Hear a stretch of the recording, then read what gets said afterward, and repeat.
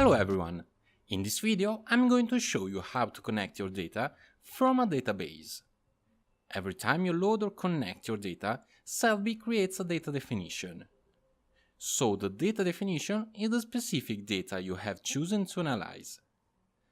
To connect your data from a database, first check if you are connected to a server. If not, click on Admin, and then here, in the main header of SelfBi.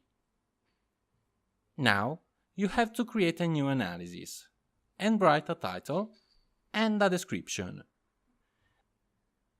Then, SelfBi asks you to choose the source of your data definition. A panel appears.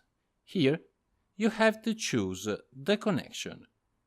Write your query, and after that, click on here, and you will see your connected data.